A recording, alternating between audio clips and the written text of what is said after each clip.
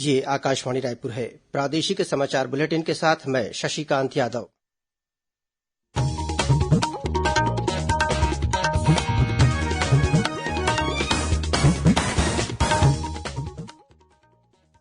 और अब पेश है आज के मुख्य समाचार। पंचायत राज दिवस पर प्रधानमंत्री नरेंद्र मोदी ने कोरोना वायरस से निपटने में ग्रामीण भारत के योगदान की सराहना की। कहा, 2 गज की दूरी का मंत्र ग्रामीण भारत की बुद्धिमत्ता को दर्शाता है। कोटा राजस्थान में फंसे छत्तीसगढ़ के विद्यार्थियों को लाने के लिए 75 बसों का एक काफिला अब से कुछ देर बाद रवाना होगा। छत्तीसगढ़ में कोरोना वायरस से संक्रमित 2 और मरीज स्वस्थ। फिलहाल 6 मरीजों का इलाज एम्स में जारी। और सुकमा जिले में सुरक्षा बलों ने जगरगुंडा मार्ग पर आईईडी बरामद किया। वहीं दंतेवाड़ा जिले में माओवादियों ने 2 ट्रक और एक जेसीबी को आग के हवाले किया।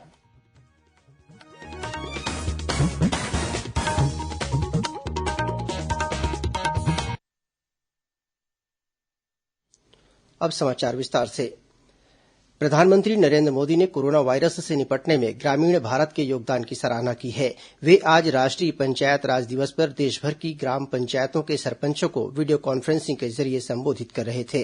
उन्होंने कहा कि ग्रामीण भारत का मंत्र 2 गज देह की दूरी बहुत उपयोगी साबित हो रहा है। उन्होंने इसकी प्रशंसा करते हुए कहा कि यह लोगों को सुरक्षित दूरी बनाए रखने के लिए प्रेरित करता है।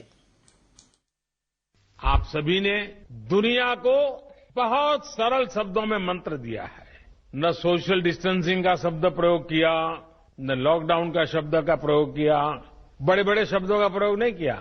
आपने सिंपल सा मैसेज दे दिया, 2 गज दूरी का, या कहें 2 गज देह की दूरी का। इस मंत्र के पालन पर गांवों ने बहुत अद्भुत काम किया है। 2 गज दूरी यानी सोशल डिस्टेंसिंग बनाकर रखने से आप कोरोना वायरस को भी खुद से दूर रख रहे हैं, किसी संभावित संक्रमण से खुद को बचा रहे हैं।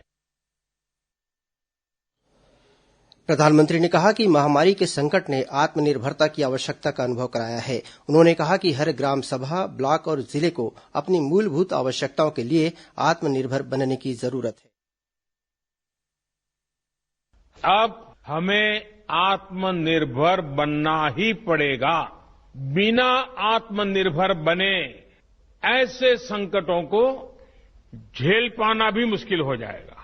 गांव अपने स्तर पर अपनी मूलभूत आवश्यकताओं के लिए आत्मनिर्भर बने, जिला अपने स्तर पर, राज्य अपने स्तर पर, और इसी तरह हमारा ये पूरा हिंदुस्तान कैसे आत्मनिर्भर बने। अपनी आवश्यकताओं की पूर्ति के लिए हमें कभी भी बाहर का मुंह नहीं देखना पड़े, ये तय करने का ये सबक हमें सीखा है। प्रधानमंत्री ने इस अवसर पर एक एकीकृत ई ग्राम स्वराज पोर्टल और मोबाइल ऐप का शुभारंभ किया। यह एकीकृत पोर्टल पंचायती राज मंत्रालय की एक नई पहल है। इससे ग्राम पंचायतों को अपनी विकास योजनाएं बनाने और लागू करने में सहायता मिलेगी। यह निगरानी और जवाबदेही सुनिश्चित करने में भी महत्वपूर्ण कदम साबित होगा। प्रधानमंत्री ने ग्रामीणों से अपील की कि वे आरोग्य सेतु ऐप डाउनलोड करें। उन्होंने पंचायत प्रतिनिधियों से कहा कि वे यह सुनिश्चित करें कि उनकी पंचायत का हर व्यक्ति इस ऐप को डाउनलोड करे।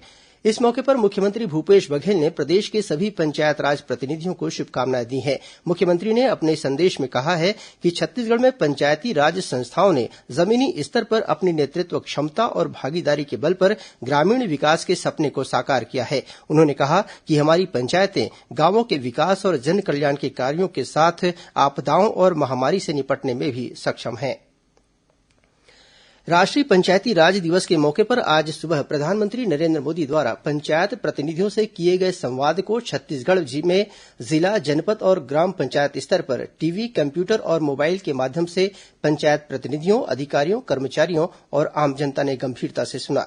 जांजगीर चांपा जिला पंचायत के मुख्य कार्यपालन अधिकारी तीर्थराज अग्रवाल ने बताया कि सभी जनपद पंचायत सीईओ को निर्देश दिए गए थे कि सभी प्रशिक्षण केन्द्रों, जनपद पंचायत और ग्राम पंचायत भवन में प्रधानमंत्री के संबोधन को सुनने की व्यवस्था की जाए।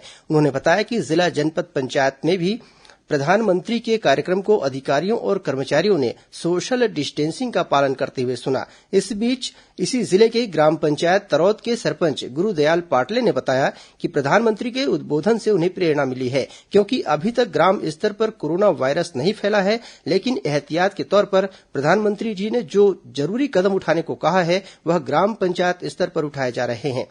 वहीं महमदपुर ग्राम पंचायत की सरपंच खोलभरीन बाई कंवर ने कहा कि प्रधानमंत्री के संदेश को ध्यान से सुना गया और उनके द्वारा दिए गए 2 गज दूरी के अहम वाक्य का पालन करने का संकल्प लिया गया। प्रधानमंत्री नरेंद्र मोदी रविवार को आकाशवाणी पर मन की बात कार्यक्रम में देश विदेश के लोगों के साथ अपने विचार साझा करेंगे। मासिक रेडियो कार्यक्रम की यह 64वीं कड़ी होगी। यह कार्यक्रम आकाशवाणी और दूरदर्शन के समूचे नेटवर्क पर प्रसारित किया जाएगा। मन की बात कार्यक्रम आकाशवाणी, दूरदर्शन समाचार, प्रधानमंत्री कार्यालय तथा सूचना और प्रसारण मंत्रालय के यूट्यूब चैनलों पर भी प्रसारित किया जाएगा। हिंदी प्रसारण के तुरंत बाद आकाशवाणी इसे क्षेत्रीय भाषाओं में भी प्रसारित करेगा। रात को 8 बजे से क्षेत्रीय भाषाओं में इसे दोबारा सुना जा सकता है। प्रधानमंत्री नरेंद्र मोदी ने आज सरगुजा जिले के अधिवक्ता पीआर कश्यप से टेलीफोन पर बातचीत कर उनके स्वास्थ्य की जानकारी ली। 78 वर्षीय पीआर कश्यप शुरू से ही जनसंघ और भाजपा से जुड़े रहे हैं। प्रधानमंत्री ने उनसे करीब 2 मिनट तक बातचीत की। बातचीत के दौरान प्रधानमंत्री ने कहा कि वे 1997 में स्थानीय शिशु मंदिर के कार्यक्रम में शामिल होने सरगुजा आए थे, तभी उनसे मुलाकात हुई थी। देशव्यापी लॉकडाउन के कारण कोटा राजस्थान में फंसे छत्तीसगढ़ के विद्यार्थियों को लाने के लिए 75 बसों का एक काफिला अब से कुछ देर बाद रवाना होगा। इस काफिले में एंबुलेंस और पुलिस की गाड़ी भी रहेगी। मिली जानकारी के मुताबिक कोटा में प्रदेश के 1,500 से अधिक छात्र छात्राएं अध्ययनरत हैं, जो लॉकडाउन में वहां फंसे हुए हैं। इन विद्यार्थियों को बसों के जरिए छत्तीसगढ़ लाया जाएगा। मुख्यमंत्री भूपेश बघेल ने विद्यार्थियों को छत्तीसगढ़ वापस लाने कल केंद्रीय गृह मंत्री अमित शाह से बातचीत की थी। इसके तुरंत बाद मुख्य सचिव आरपी मंडल ने बच्चों को लाने के लिए एक प्रस्ताव केंद्र सरकार को भेजा था। केंद्र से मंजूरी मिलने के बाद अब बच्चों को कोटा से वापस लाया जाएगा। मुख्यमंत्री ने आज ट्वीट कर कहा कि कोटा में फंसे छत्तीसगढ़ के विद्यार्थियों को वापस लाने के बाद अन्य प्रदेशों में फंसे नागरिकों और पर्यटकों के साथ ही श्रमिकों को भी वापस लाने के प्रयास किए जाएंगे। शिक्षा विभाग द्वारा कोरोना वायरस संक्रमण को देखते हुए 10वीं और 12वीं कक्षा को छोड़कर शेष कक्षाओं के विद्यार्थियों को जनरल प्रमोशन दिया गया है। इसके मद्देनजर आदिम जाति और अनुसूचित जाति विकास विभाग ने प्रदेश में संचालित प्रयास आवासीय और एकलव्य विद्यालयों में प्रवेश परीक्षा के लिए निर्धारित न्यूनतम प्रतिशत अंक के प्रावधानों में छूट देने की घोषणा की है। आदिम जाति और अनुसूचित जाति विकास मंत्री डॉक्टर प्रेमसाय सिंह टेकाम ने बताया कि प्रयास आवासीय विद्यालयों में कक्षा 9वीं में प्रवेश के लिए कक्षा 8वीं में न्यूनतम 60% अंक और एकलव्य विद्यालयों में कक्षा 6वीं में प्रवेश के लिए 5वीं में न्यूनतम 50% अंक का प्रावधान था। इस वर्ष इन विद्यालयों में प्रवेश के प्रावधान को शिथिल किया गया है। प्रादेशिक समाचार आप आकाशवाणी रायपुर से सुन रहे हैं। छत्तीसगढ़ की खबरों से है आपका वास्ता और खबरों की विश्वसनीयता से है हमारा वास्ता। आकाशवाणी समाचार रायपुर के प्रादेशिक समाचार बुलेटिन के साथ ही हमारे समसामयिक कार्यक्रम आप रेडियो के अलावा अपने मोबाइल पर भी सुन सकते हैं। आकाशवाणी समाचार फेसबुक, ट्विटर और यूट्यूब पर भी उपलब्ध है। हमारा Facebook page Chhattisgarh news on AIR, Twitter handle CGAIR news और हमारा यूट्यूब चैनल है छत्तीसगढ़ AIR न्यूज। तो अब रेडियो के साथ ही आपके मोबाइल के जरिए भी हम पहुंच रहे हैं आप तक। छत्तीसगढ़ की हर खबर के लिए सुनते रहिए आकाशवाणी समाचार।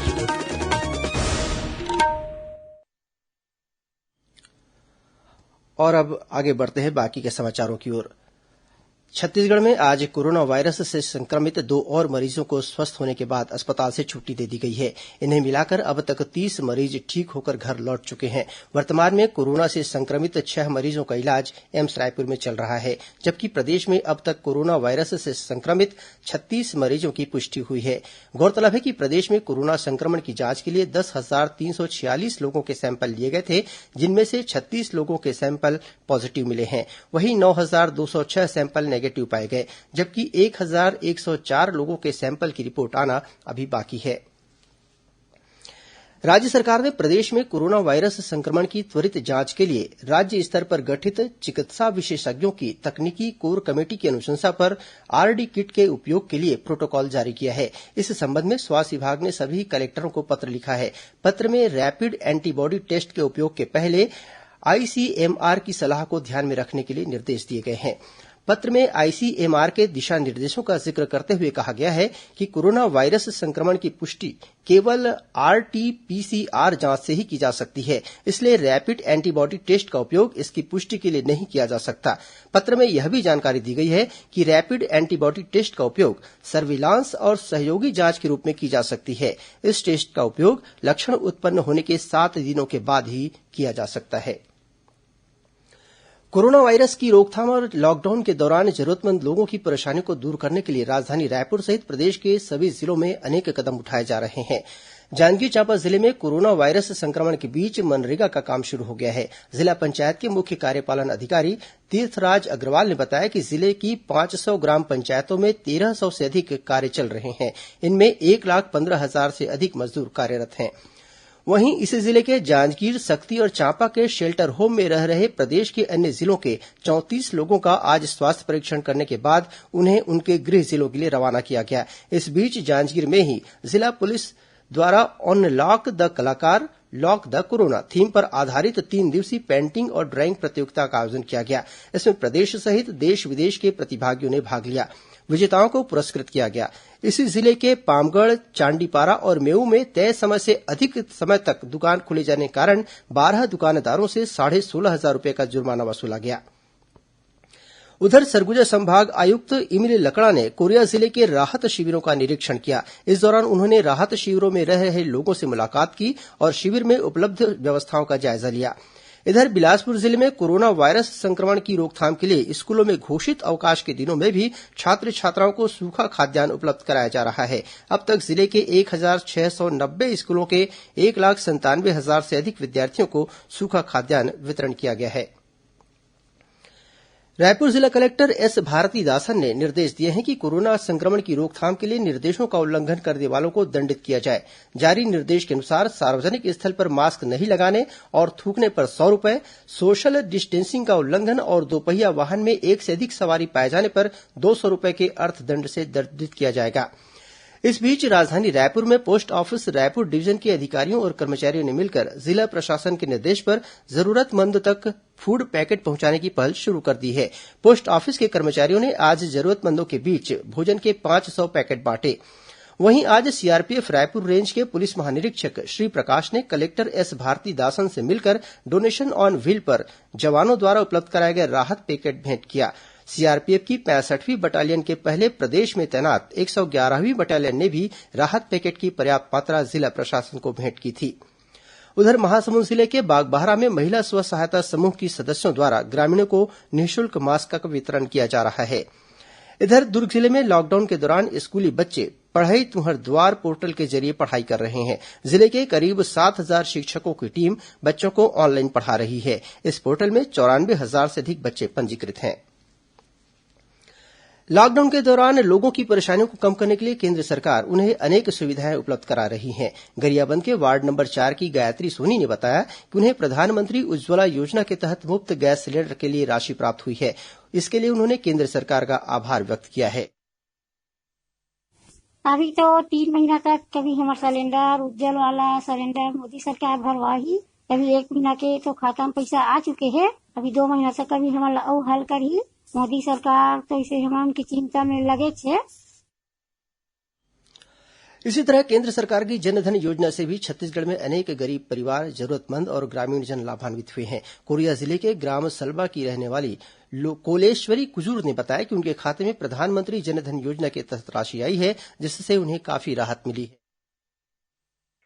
पंजाब नेशनल बैंक से मेरा खाता था, उसमें जनधन योजना 500 रुपया मिली। उसमें मेरे को फायदा मिला कि साग भाजी खरीद लिए। लॉकडाउन की वजह से हम लोग बाहर निकल नहीं पा रहे थे और बहुत परेशानी था। सुकमा जिले में सुरक्षा बलों ने आज जगरगुंडा मार्ग पर आईईडी बरामद किया है, जिसे बम निरोधक दस्ते ने निष्क्रिय कर दिया। मिली जानकारी के मुताबिक माओवादियों ने तेमेलवाड़ा और चिंता गुफा के बीच 3 जगह सड़क काटकर जगरगुंडा इलाके को पहुंच से दूर करने का प्रयास किया था। इस दौरान सर्चिंग के लिए निकली सुरक्षा बलों की टीम ने माओवादियों द्वारा सड़क काटकर लगाए गए लगभग 10 से 15 किलो के आईईडी को बरामद किया। इस दौरान सीआरपीएफ के डीआईजी योज्ञान सिंह और कमांडेंट धर्मेन्द्र सिंह भी मौजूद थे।